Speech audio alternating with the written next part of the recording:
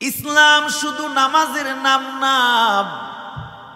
ইন্নাদ-দীনা ইনদাল্লাহিল ইসলাম।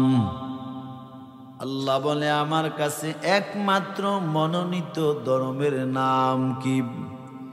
ইসলাম। ইসলাম শুধু নামাজের নাম ইসলাম না, শুধু রোজার নাম ইসলাম নাম, শুধু টাকা থাকলে হজ করবা এর নাম ইসলাম না, মসজিদ মাদ্রাসা বানাইবা এর নাম ইসলাম না। ঠিক নেই? ইরে বান্দা, টুপি মাথায় দিবা, দাড়ি রাখবা এর নাম ইসলাম না, কোরআন তেলাওয়াত করবা এর নাম ইসলাম না, বান্দা শুধু পর্দা করবা এর নাম ইসলাম না, বরং সব কিছু মিলাইয়া কমপ্লিট এর নাম ইসলাম। ফিলার, দেয়াল, কুলা এবং রশি চারটা মিলাইয়া যেমন হাতি হয়, বান্দা নামাজ, রোজা, হজ, যাকাত, তাসবিহ, তাহলিল, দুরূদ শরীফ এবং কি রাজনীতি সহ এর নাম ইসলাম। এবার বলেন, ইসলামে রাজনীতি আছে না নাই? জোরে বলেন, আছে না নাই? আছে মানে ফরজ। ফরজ কি? জোরে কোন কি? ফরজ। নামাজ পড়া সুন্নত না ওয়াজিব? জোরে কোন? বলি আমরা মাইকে বলি, আমরা বাইরে থেকে বাইরে দেন তো, হালকা বাইরে দেন। নামাজ পড়া 5 ওয়াক্ত মুসলমান নর নারীর জন্য ফরজ। ঠিক না? রমজানে রোজা রাখা ফরজ। ধনী হলে নেশাব পরিমাণ মাল থাকলে যাকাত দেওয়া, বান্দা টাকা থাকলে হজ করা ফরজ। ঠিক নি? বান্দা পর্দা করা ফরজ। ঠিক বান্দা মুসলমান হইয়া নামাজ মানলা, হজ মানলা, যাকাত মানলা, পর্দা মানলাম, এইগুলা যেমন তুমি মানলা, মুসলমান যদি নিজের দাবি করো, মুসলমান ধর্মে, ইসলাম ধর্মে রাজনীতি করাও ফরজ। কই ইসলামে রাজনীতি নাই? যেটা কই ইসলামে রাজনীতি নাই, আমি বলি তুমি ইসলাম পুরাপুরি মানো না। ঠিক কিনা? কারণ আল্লাহ বলেন, আমানুদখুলু ফিস-সিলমি কাফা, পুরাপুরি ঢুকো, পুরাপুরি প্রবেশ করো। তার মানে কি বুঝলাম? ইসলাম হলো কমপ্লিট একটা ধর্মের নাম, যেই ধর্মের মধ্যে কোনো কিছু বাকি না। ঠিক নেই? বান্দা তুমি বিবাহ করবা কেমনে? ইসলামে আছে না নাই? বান্দা তুমি ব্যবসা করবা কেমনে? ইসলামে আছে না নাই? বান্দা তুমি খানা কেমনে খাইবে? ইসলামে আছে না নাই? বান্দা তুমি সন্তানরে কেমনে নাম রাখবা, কিভাবে মানুষ করবা? ইসলামে আছে না নাই? ওরে বান্দা তুমি কেমনে হজ করবা, যাকাত দিবা, রমজানে রোজা রাখবা, সব কিছু ইসলামে আছে না নাই? ঠিক বান্দা তুমি কেমন রাজনীতি করবা, কোন আদর্শের রাজনীতি করবা, সেই আদেশটাও ইসলামে আছে না না? বিষয় কি? জোরে কোন কি? রাজনীতি শিখামু আজকে। সব তো শিখাইছি আগে, ওয়াজ টোয়াজ, নামাজ, রোজা, হজ, যাকাত, পিতা মাতার খেদমত। এবার শিখাইমু কি? এবারে মিশন হলো রাজনীতি শিখামু। কারণ এই দেশে যার নীতি নেই সেই করে রাজনীতি, আর যাদের নীতি আছে এদেরকে দিয়ে রাখছে মসজিদ আর মাদ্রাসা। ঠিক না? যেরকম কোমক ব্যক্তির চরিত্র ফুলের মতো পবিত্র, নামাজ নাই এক ওয়াক্ত, ফুলের মতো হইছিল পবিত্র, টাটকা মিশা কথা আর বাটপারি। ঠিক না? ইসলামের রাজনীতি আছে না নাই? জোরে বলেন। হ্যাঁ, যারা বলো ইসলামে রাজনীতি নাই, আমি বলি হ্যাঁ, তোমার মতো নাফাক লোংরা রাজনীতি ইসলামে নাই। ইসলামে বলে রাজনীতি আছে, যার নীতি আছে, ঠিক কিনা? আমার নবী রাষ্ট্র চালাইছেন কিনা? জোরে গো। এর লাকসামের মানুষ কেমন আমার মায়ার নবী মক্কা বিজয়ী হয়ে গেল। আমার নবীকে আল্লাহ মক্কা বিজয় দিলেন। বিজয় দেন কে? কে বিজয় দেন? ইদা জাআ নাসরুল্লাহি ওয়াল ফাতহ ওয়া রাআইতান নাসা ইয়াদখুলুনা ফি দীনিল্লাহি আফওয়াজা ফাসাব্বিহ বিহামদি রাব্বিকা ওয়াস্তাগফিরহু ইন্নাহু কানা তাওয়াবা। আল্লাহ বলেন, নবী, ইযা জাআ নাসরুল্লাহি ওয়াল ফাতহ, যখন আমি আল্লাহর পক্ষ থেকে আসবে বিজয়, দেখবেন আপনি মানুষ দলে দলে ওয়া রাআইতান নাসা ইয়াদখুলুনা ফি দীনিল্লাহি আফওয়াজা, মানুষ দলে দলে ইসলামের ভিতরে প্রবেশ করবে। তখন আপনি কি করবেন? ফাসাব্বিহ বিহামদি রাব্বিকা ওয়াস্তাগফিরহু, আপনি আপনার প্রভুর প্রশংসা করবেন এবং ইস্তেগফার পড়বেন। ইন্নাহু কানা তাওয়াবা, নিশ্চয় আল্লাহ হলেন তাওবা কবুলকারী, ঠিক কিনা? মায়ার নবীকে আল্লাহ বিজয় দিলেন। বিজয়, মায়ার নবী মক্কার গভীর রাত্রে নিজের জন্মভূমি, গভীর রাত্রে মায়ার নবী কাফেরের জ্বালায় মায়ার নবী গভীর রাত্রে মক্কা ছেড়ে মদিনায় হিজরত করেছেন। হিজরতের রাত্রে আবু বকর, আমার নবীর হিজরতের সাথে আবু বকর, আমার মায়ার নবী একটু পরে বারবার পিছনের দিকে তাকায়। আবু বকর কয়, মায়ার নবী গো, আপনি বারবার পিছনের দিকে তাকান, কারণ কি? মায়ার নবী চোখের পানি ছেড়ে কয়, রে আবু বকর, এই মক্কায় আমার জন্মভূমি, এই মক্কায় আমি জন্মগ্রহণ করেছি, এই মক্কায় আমি আমার শৈশব কাল কাটিয়েছি। এরে আবু বকর, এই মক্কায় আমার আল্লাহর ঘর, এই মক্কায় আমার মালিকের ঘর, কিন্তু কাফেরের জ্বালায় আমি মুহাম্মদ মক্কায় থাকতে পারলাম না। আমার মায়ার নবী গভীর রাত্রি একা একা আবু বকরকে নিয়ে মক্কা ত্যাগ করে মদিনায় চলে গেলেন। আল্লাহ বলে, নবী কোনো টেনশন নাই, আপনি আজকে কাফেরের যন্ত্রণায় আপনার জন্মভূমি মক্কা ছেড়ে একা গভীর রাতে হিজরত করেন। ও নবী, টেনশন নাই, আমি আল্লাহ আপনারে দিনের বেলায় বিজয়ের মালা পরাইয়া মক্কায় ঢুকাবো। ঢুকাইছি কিনা আল্লাহ?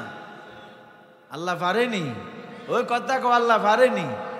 আরে কেউ 41 সাল টাইম দিছে, কিন্তু তো 41 দিনও টেকে নাই। কথা কয় না? টাইম দিছে ক সাল, কিন্তু ছাত্ররা আন্দোলন করে 41 দিনও টিকাইতে পারে নাই। বসান কে? নামান কে? ক্ষমতা কার? মাস্তানি করে লাভ আছে মিয়া? কথা কোন লাভ আছে? তুমি কত বড় মাস্তান, কি পরিমাণ বাহিনী তোমার! ফেরাউনের মতো গাদ্দার কিয়ামতের আগে পৃথিবীতে কেউ আসবে না। কথা কোন? নমরুদের মতো গাদ্দার কিয়ামতের আগে পৃথিবীতে কেউ আসবে। তো সে নমরুদ নাই, ফেরাউন নাই, সম্পদের দিক দিয়া যদি বলেন সাদ্দাদ কে, সাদ্দাদ এত পরিমাণ সম্পদ, এই সাদ্দাদও জমিনে টিকে নাই, আল্লাহর সাথে গাদ্দারি মাস্তানি করে তুমিও টিকবা না, ঠিক কিনা বলো? তুমি যেই হও, তুমি যেই দলের লোক হও, যেই শ্রেণীর লোক হও, আল্লাহ এবং তার রাসূলের ওলামায়ে কেরামের বিরুদ্ধে তুমি অবস্থান নিবা, কপালে লিখে নাও অতি শীঘ্রই তোমার উপরে আল্লাহর পক্ষ থেকে গজব নাজিল হবে, ঠিক কিনা বলে? কারণ 3 ব্যক্তির দোয়া আল্লাহ খালি ফিরায় না। কয় ব্যক্তি? 3 ব্যক্তির দোয়া আল্লাহ খালি ফিরায় না। 1 নাম্বার মা বাবা যদি সন্তানের জন্য দোয়া করে আল্লাহ দোয়া খালি ফিরায় না। 2 নাম্বার মাজলুম যদি দোয়া করে আল্লাহ দোয়া খালি ফিরায় না। 3 নাম্বার মুসাফির যদি দোয়া করে আল্লাহ দোয়া খালি ফিরায় না। ও মুমিন সাবধান, মানুষের উপরে জুলুম করিও না, চাই সেটা ক্ষমতার বলে হোক, চাই সেটা টাকার বলে হোক, চাই সেটা সম্পদের বলে হোক, চাই সেটা শক্তির বলে হোক। সাবধান, গরিবের উপরে জুলুম করিও না, গরিবের উপরে অন্যায় করিও না। যদি করো তুমি জালেমের কাতারে নামটা লিখবা। আর মনে রাখবা, জালেম দুনিয়াতে যতই শক্তিশালী হোক না কেন, আসমানের মালিক আল্লাহর কাছে সেই বড় দুর্বল। আর মাজলুম যতই দুনিয়ার লাইনে দুর্বল হোক না কেন, কপালে লিখে নাও আল্লাহর আদালতে মাজলুম বড় সবল। কি বুঝলেন? জালেম যতই শক্তিশালী হোক না কেন আল্লাহর কাছে সে কি? দুর্বল। আর মাজলুম যতই দুর্বল হোক না কেন দুনিয়াতে আল্লাহর কাছে সে কি? সবল। বিষয় কি কন মনে আছে? কি নীতি? রাজনীতি।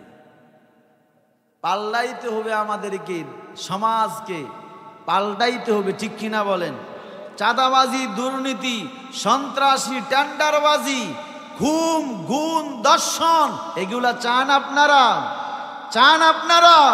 তাহলে আগামীর ভবিষ্যৎ আমাদের রাষ্ট্রকে মেরামতের দায়িত্ব নিতে হবে যুব সমাজকে, ঠিক কিনা বলেন? মায়ার নবী মক্কায় ঢুকলেন। একটা বুড়ি শুনলেন মুহাম্মদ মক্কা বিজয় করে নিয়েছেন, বুড়িটা পালাইতে শুরু করলেন। নবীর সামনে পড়ে গেলেন।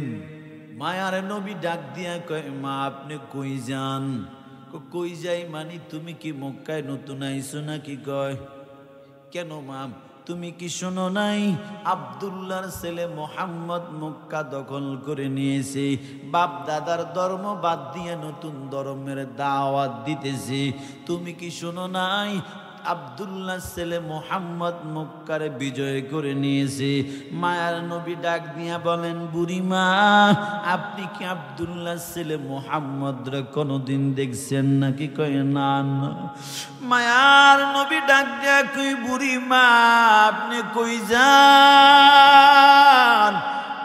আমি আব্দুল্লাহর ছেলে মোহাম্মদের বয়ে বাড়ি ঘর ছেলে গুহায় আশ্রয় নেওয়ার জন্য যাই। মায়ের নবী তাকাইয়া দেখেন বুড়ির পিছনে একটা কাপড়ের কাঠুরি বাঁধা। নবী বলেন, ও বুড়িমা মনে যদি কিছু না নেন, আপনার এই কাটুরিটা আমার মাথায় তুলে দেন, আমি আপনারে জায়গা মতো পৌঁছাইয়া দিয়ে আসি। বুড়ি বলেন, আরে যুবক না না, আমার কাছে কোনো টাকা নাই। মায়ার নবী আওয়াজ দিয়া কয়, বুড়িমা একটা টাকাও লাগবে না, আমি আপনারে ফ্রিতে জায়গা মতো পৌঁছাইয়া দিতে চাই। আমার নবীর কথা শুনে বুড়ি আশ্চর্য হইয়া গেল। বুঝেছি আমার গাঠুরির প্রতি বুঝি তোমার লোভ এসেছে, আমার গাঁঠুরিটা তোমার মাথায় দিলে বুঝি গাঁঠুরে নিয়ে তুমি পালায়ন করো। নবী বলে, ও বুড়ি মা, আমি তোমার গাঁঠুরে নিয়ে পালাবো না, তুমি আমার সাথেই থাকো। মায়ার নবীর কথা শুনে বুড়ি গাঁঠুরিটা রহমাতাল লিল আলামিনের মাথার মধ্যে দিয়া দিলেন। বুড়ি সামনে দিয়া হাঁটে, মায়ার নবী পিছনে পিছনে দিয়া হাঁটে। গোয়ার কাছে চলে গেলেন। গোয়ার কাছে গিয়া বুড়ি ডাক দেখে, এসো গোয়ার ভিতরে তাড়াতাড়ি বাইর হ। যুবকের মাথার থেকে গাঁটটি নাও, আমি মুহাম্মদের ভয়ে গুহায় আশ্রয় নিতে আসছি তোমাদের সাথে। গোয়ার থেকে কিছু কাফের বেঈমান বাইরে হইয়া দেখি আমার মদিনার নবীর মাথায় বুড়ির গাঁঠুরি। গোয়ার কাফিরেরা ডাক কইরে, বুড়ি মা, কার নিয়ে তুমি গোয়ার ভিতরে আসছো? কে তুমি কি জানো? কার মাথায় গাঁঠুরি দিয়ে তুমি গোয়ার কিনারে দাঁড়াইলা? বুড়ি কয়ে, না না, চিনি না। যুবকটা অত্যন্ত ভালো, আমার গাঁঠুরি বহন করে নিয়ে আসলো। কাফেরেরা ডাক দিয়া কয়, বুড়ি মা, যার ভয়ে আমরা গোয়ার ভিতরে আশ্রয় নিয়েছি, বাড়ি ঘর ছেড়ে ছেড়ে বুড়ি মা, সেই আব্দুল্লাহ ছেলে মোহাম্মদের মাথায় তুই গাঁঠুরি দিয়া কোন সাহসে গোয়ার সামনে দাঁড়াইলি? বুড়ি কয়, কি বলো তোমরা? কয়, হা হা, এটাই তো হলো আব্দুল্লাহর ছেলে মোহাম্মদ, যে নাকি মক্কা বিজয় করে নিয়েছে। বুড়ি একবার নবীর চেহারার দিকে তাকায়, আবার বুড়ি চিন্তা করে, কি বলো তুমি? মায়ার নবীর চেহারার দিকে তাকাইয়া বুড়ি চোখের পানি ছিঁড়ে কয়, তুমি কি আব্দুল্লাহর ছেলে মোহাম্মদ নাকি? কয়, হা হা। তুমি কি মক্কা বিজয় করে নিয়েছো? তুমি কি মক্কার এখন প্রধান? কয়ে, হ্যাঁ। ও বাবা, মাফ করে দাও, আমি বুঝি নাই, আমি তোমারে চিনতে পারি নাই। আমার গাঁটুরিটা তুমি তোমার মাথায় বহন করে নিয়ে আসলো। বুড়ি আবার ডাক দিয়া কই, গোয়ার ভিতরে কে আছো? তাড়াতাড়ি বাহিরে হ, কোনো ভয় নাই, কোনো চিন্তাও নাই। এটাই যদি আব্দুল্লাহ ছেলে মোহাম্মদ হয়, এটাই যদি আখির জামানার নবী মোহাম্মদ হয়, এটাই যদি আব্দুল্লাহর ছেলে মোহাম্মদ, কোনো ভয় নাই, চিন্তা নাই। এই মেয়ে যুবকের দ্বারায় জীবনেও কারো ক্ষতি হতে পারে না। এই যুবক কারো ক্ষতি করতে পারে না। এই যুবক কাউকে কষ্ট দিতে পারে না। এই যুবকের হাতের দ্বারায় অন্যায় হবে না, জবানের দ্বারায় কারো কষ্ট পাবে না। কুয়ার ভিতরে বাহিরে তোরা চিনো আর না চিনো, আমি বুড়ি সাক্ষ্য দিলাম, লা ইলাহা ইল্লাল্লাহু মুহাম্মাদুর রাসূলুল্লাহ, আশহাদু আল্লা ইলাহা ইল্লাল্লাহ ওয়া আশহাদু আন্না মুহাম্মাদান আবদুহু ওয়া রাসূলুহু। সুবহানাল্লাহ। এটা হলো ইসলামের নেতা। সাধারণ একটা বুড়ির গাঁঠুরি আগায়া দেয়, এটার নাম হলো ইসলাম। ঠিক কিনা বলো? এই যে বাংলার জমিনে শতকরা 90 থেকে 92% মুসলমান, ঠিক নিম? ও মুসলমান, আল্লাহর গোলাম, ইসলাম এদের শাসন করেছে কি করে নাই? মায়ার নবী রাষ্ট্রের ক্ষমতায় বসছে কি বসে নাই? মায়ার নবী রাষ্ট্র পরিচালনা করেছেন কি করে নাই? ও লাকসাম পশ্চিম গায়ের যুবক, জবাব দাও, আমার নবী রাষ্ট্রের চেয়ারে বসে চুরি করছেনি, দুর্নীতি করছেনি, চাঁদাবাজি করছেনি, টেন্ডারবাজি করছেনি, গুম করছেনি, খুন করছেনি? আমার মায়ার নবী রডের বদল বাঁশ দিছেনি? কথা কও। একটা বাপের বেটা থাকলে দাঁড়ায় বলো, 63 বছর আমার মায়ার নবীর জিন্দেগি, 63 বছর জিন্দেগিতে আমার নবী একটা মিথ্যা কথা বলেছে? হ্যাঁ, দাঁড়াও। বাপের বেটার যদি সাহস থাকে, আমার নবী 63 বছর জিন্দেগিতে একটা মিথ্যা বলেছে, দাঁড়ায়া বলো। আমার নবী জবান দিয়া কারণে গালি দিছেনি, হাত দিয়ে আঘাত করছেনি? আমার নবী জনগণের মাল লুণ্ঠন করছেনি?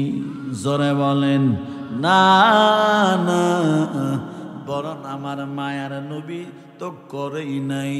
আমার নবীর হাতে গড়া সাহাবী নবীর দুনিয়া থেকে বিদায়ের পরে আবু বকর রাষ্ট্র পরিচালনা করেছেন, ওমর রাষ্ট্র পরিচালনা করেছেন। কেমন আবু বকর? রাত্রের গভীরে আবু বকর নামাজে দাঁড়ায় দাঁড়ায় কান্না করে। কেমন ওমর? অর্ধজাহান শাসন করছেন। পৃথিবীর বাংলাদেশের মতো টিকটিকির মতো দেশ না, মানচিত্রে বাংলাদেশের ছোট দেয়া যায় না, হ্যাঁ, এটা তো দেখা যায় না, মনে ছোট্ট একটা কিছু। কিন্তু ওমর ইসলামের দ্বিতীয় খলিফা, ওমর অর্ধজাহান অর্ধেক পৃথিবী শাসন করেছেন। ওমর সিরা জামা গায়ে দিছেন, সিরা জামা, তালিওয়ালা জামা, তালিওয়ালা জামা। ওমর অর্ধজাহানের মালিক কইয়া সিরা তালিওয়ালা জামা গায়ে দিছে ওমর। কেমন ওমর? রাতের গভীর জনগণে ঘুমায় ওমর, কিন্তু ঘুমায় না। একা একা হেঁটে হেঁটে তালাশ করে দেখেন কার কি হালাত। হঠাৎ একদিন রাত্রে হাঁটতে হাঁটতে একটা বিশাল দূরে চলে গেলেন, তাকাইয়া দেখেন একটা বাড়ি থেকে কান্নার আওয়াজ শোনা যায়, আগুন জ্বলে। ওমর ভাবলেন এত রাত্রে বাচ্চা ছেলের কান্নার আওয়াজ কোত্থেকে শোনা যায়? ওমর দৌড়াইয়া গিয়ে শুনতেছেন বাচ্চারা আম্মার কাছে খানার জন্য কান্না করতেছে, আর মহিলাটা চুলার উপরে পাতিল রাখিয়া আগুন দিয়া কি যেন রান্না করতেছি। মা বলে, সন্তানেরা রে, তোরা ঘুমায়া পর, একটু পরে রান্না হলে আমি তোদেরকে জাগায়া খানা খাওয়াবো। বাচ্চারা ঘুমায়া গেল, মা আগুন বন্ধ করে দিল। ওমর বলে, মা আপনার বাচ্চাগুলি কান্না করে কেন? কোনো ভয় নাই, আপনি কোনো খারাপ যুবক না। আমি আপনার কান্নার আওয়াজ শুনে, সন্তানের কান্না শুনে আসলাম, কি ব্যাপার, কান্দে কেন? মহিলা ডাক দিয়া বলে, এত রাত কে তুমি জানি না, তবে তোমার কাছে বলে কি লাভ? আল্লাহ যারে এই রাষ্ট্রের খলিফা বানাইছেন ওমর, সেই ওমর তো আমাদের খবর নেয় না। আমার সন্তানেরা আজকে কয়েকদিন আমার ঘরে খানা নাই, আমার সন্তানেরা খানার জন্য কান্না করে। তাহলে চুলার মধ্যে কি রান্না করতেছেন? কো যুবক, চুলার মধ্যে আল্লাহর কসম কোনো খানা নাই, তবে বাচ্চাদেরকে কেমনে ঘুম পাড়াবো?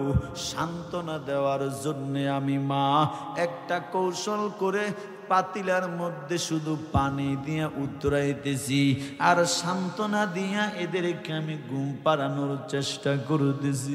ওমর এই কথা শুনে একটু দাঁড়ায় নাই, ওমর দৌড়াইয়া চলে আসলেন, বাইতুল মাল থেকে আটা নিলেন, খাদেম মাসলামকে জাগায়া দিলেন। ও খাদেম মাসলাম, দে, আটার বস্তাটা আমি ওমরের মাথায় তুলে দে। খাদেম আসলাম ডাক দিয়া কই, খলিফাতুল মুসলিমিন ওমর, ও খলিফাতুল মুসলিমিন, গভীর রাত্রে আপনি আটার বস্তা নিয়ে কই যাবেন? আর যাবেন যেহেতু, আপনি কেন নিবেন? আমার মাথায় আটার বস্তা তুলে দেন। ওমর বলে, রে আসলাম, না না, দুনিয়ায় তুমি আমার আটার বস্তার বাগিদার নিবা, কিন্তু পরকালে আমার গুনার বাগিদার তুমি আসলাম নিবা না। দে বস্তাটা আমার মাথায় তুলে দে। খাদেম আসলাম আটার বস্তা মাথায় তুলে দে। আটার বস্তা নিয়ে আমার গভীর রাত্রে আটি বুড়ির বাড়ি চলে গেলেন, মহিলার বাড়ি চলে গেলেন, আটার বস্তা নামাইলেন, নিজের হাতে মহিলা সহ আটার রুটি বানাইলেন, হালুয়া বানাইয়া ওই ঘুমের সন্তানগুলির জাগাইয়া ওমর নিজের হাতে রুটি আর হালুয়া নিয়া ওই ক্ষুধার্ত শিশুদের মুখের মধ্যে ওমর তুলে দেয়। শিশুদের পেট ভরে গেল, শিশুরা ঘুমায় গেল। মহিলারা ওমর বলে, আম্মা জান, আপনি ক্ষুধার্ত, আপনিও রুটি খান, হালুয়া। মহিলা বলে, আমি খাবো পরে, আগে তোমার পরিচয় দাও,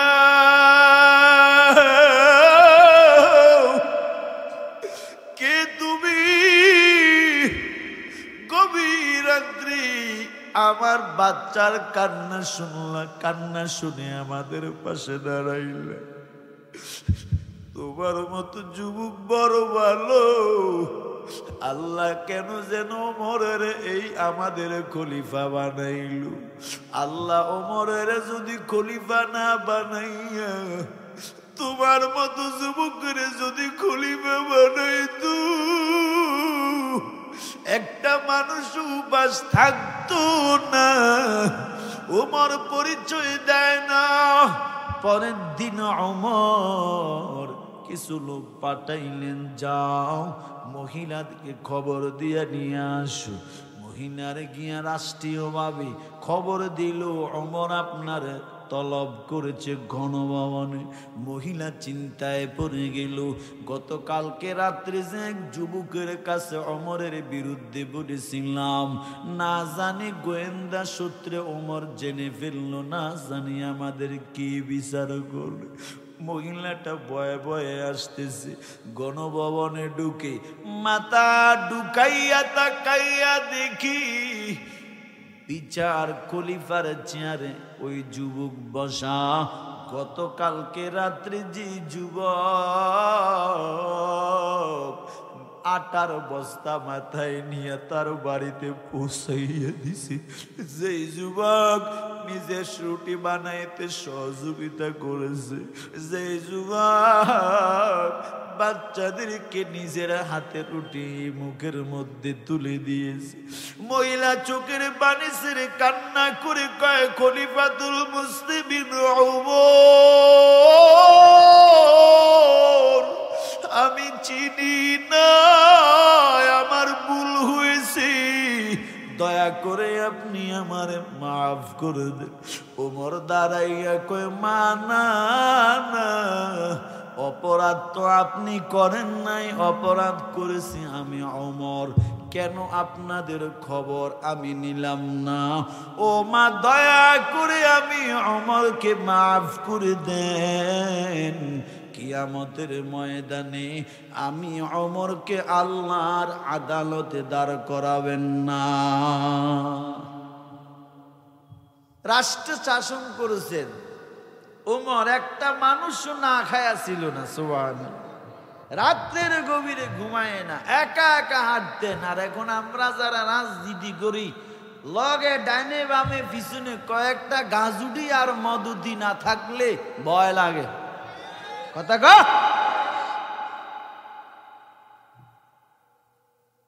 কেন ভয় লাগে কেন? আমি যে আকাম কুকাম করছি না, পাবলিক যদি আমারে একা পায় মুখে থুতু দিয়ে জুতা দিয়ে ভিড়াইয়ে আমারে জাহান নামের লারকি বানাবে, ঠিক নেই? এতই যদি তুমি জনপ্রিয়তা হও তো রাত্র উমরের মতো একা একা হাঁটো, দেখি তোমার সাহস কতটুকু আছে। কথা কন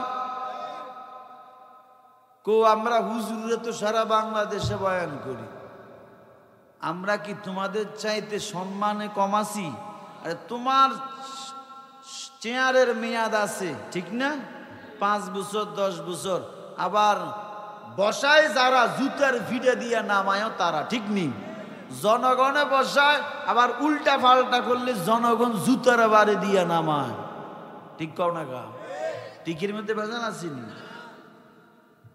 আর আমরা আলেমরা সম্মানের চেয়ারে বসেছি, আমরা এত সম্মানে আছি, আমাদেরকে পিছনে ডানে বামে পুলিশ প্রটোকলও লাগে না, সাদাবাজ মদুতি গাজুটি নিয়েও চলি না।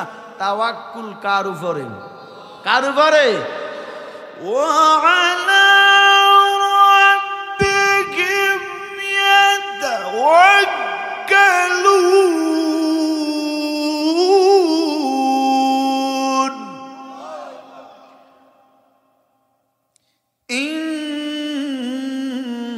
ইন্নামাল মুমিনুনা আল্লাযীনা ইযা যুকিরাল্লাহু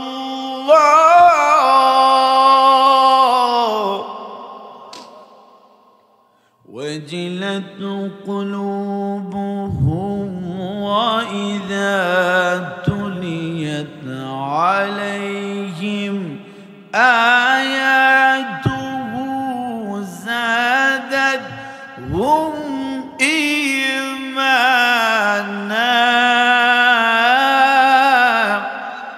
হালকা বলিয়ে দে, হালকা মাইকে বলিয়ে দে।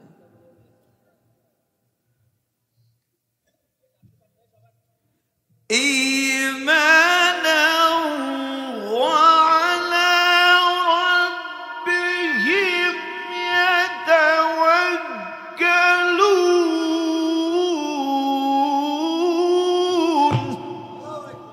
আল্লাহ কো ইমানদার যারা, এটা কোরআন শুনলে ইমান বাড়িয়ে দেওয়া হয়।